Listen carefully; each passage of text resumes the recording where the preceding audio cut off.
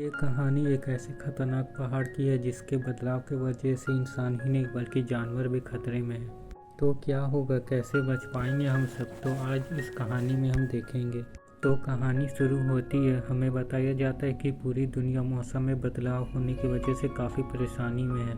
इसका ये मानना था कि आने वाले 10 सालों में सारी की सारी बर्फ़ ख़त्म हो जाएगी, पहाड़ों पे बर्फ़ की तह भी पिघल करके टूट जाएगी। इसीलिए इसका बहुत नुकसान होगा जिसका जिम्मेदार हम खुद इंसान ही होंगे। और फिर हम 1300 किलोमीटर की ऊंचाई पर एक क्लाइमेट चेंज को देखते हैं। वहाँ पे कुछ साइंटिस्ट मौसम के बारे में ही पता करने के लिए आए हुए थे।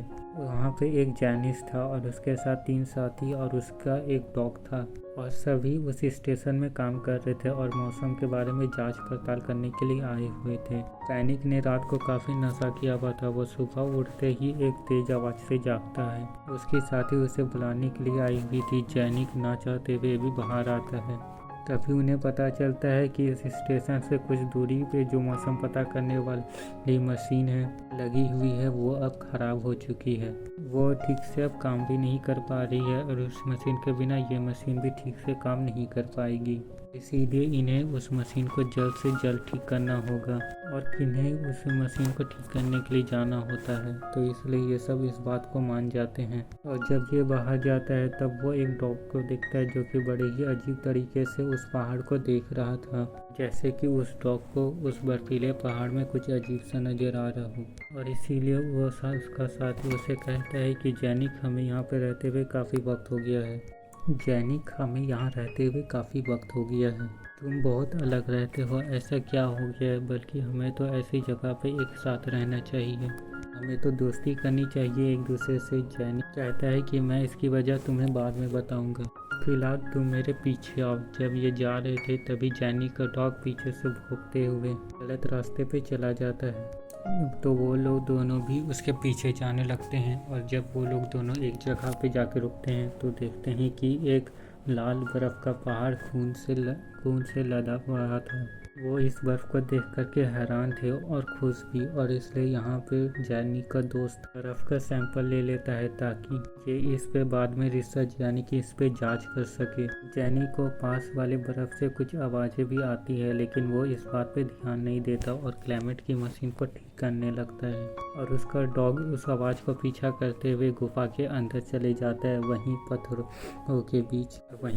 के बीच उसे एक लोमड़ी नजर आती है जो कि बहुत ही अजीब तरह से सांस ले रही थी और उसके पेट में कुछ हिल भी रहा था। अचानक से उस लोमड़ी के पेट फटने लगता है।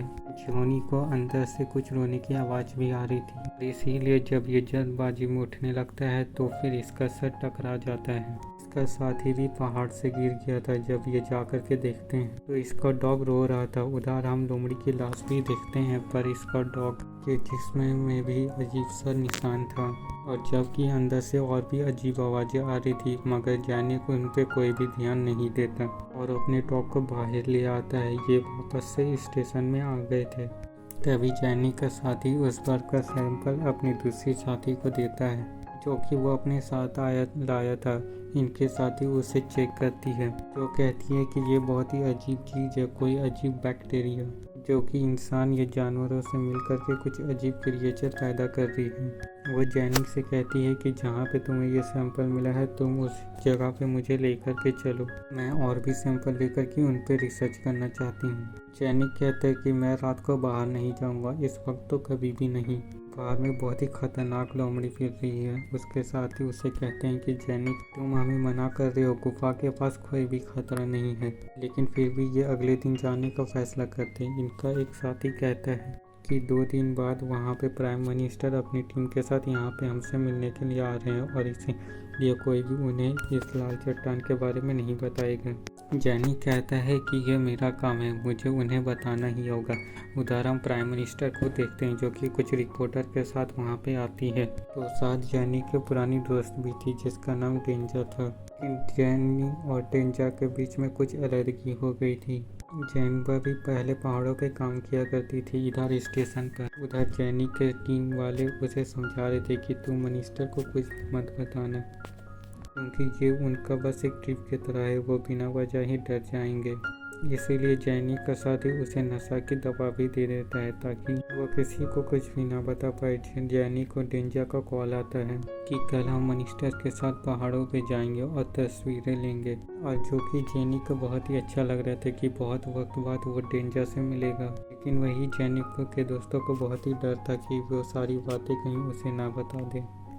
जैनिक जब बाहर आता है तो उसे फौरन से किसी के चलने की आवाज़ आती है। वो तुरंत से अपने दोस्तों को इन्फॉर्म करता है, लेकिन अचानक से वो चीज़ जैनिस के ऊपर हमला कर देती है।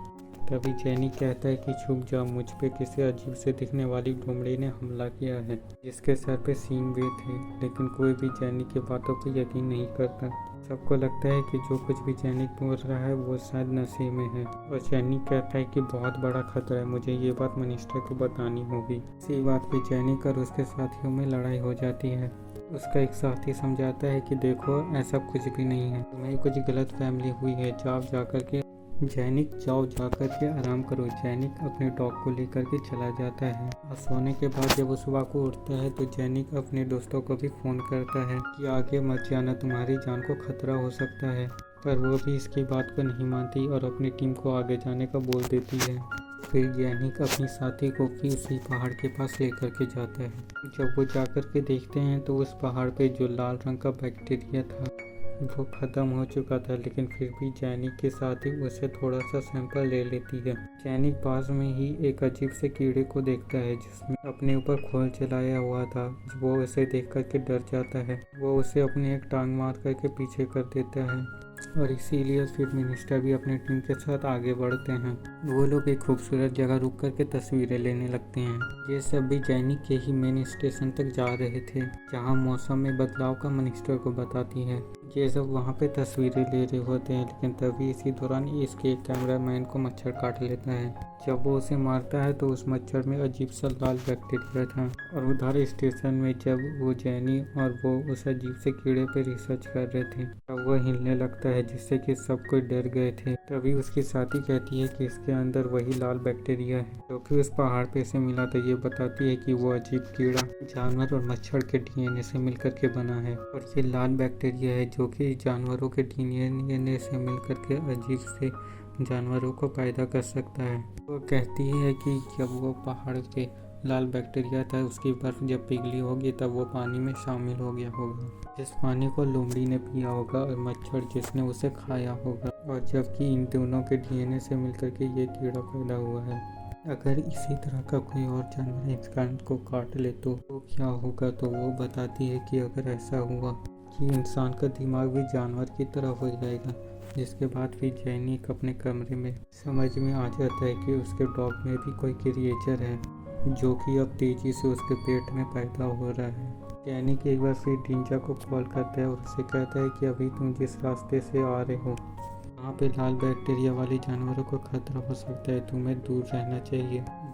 डेंजा अपनी टीम से बताती है कि वो जब जैनिक से बात कर रही थी तो अपने डॉग को रोने की आवाज़ भी सुनती है। कहती है कि जैनिक तुम कुछ मत करना, मैं आ रही हूँ, हम उसे मिलकर के बचा लेंगे। और जिस कैमरामैन को मच्छर ने काटा था उसकी भी हालत ख़राब हो रही थी, लेकिन वो बेचारा सोचता है कि शायद उसके साथ ये सब थकावट के कारण हो रहा है। और फिर हम एक लड़की को भागते हुए देखते हैं जो कि एक लाल मच्छर से बच कर के भाग रही थी।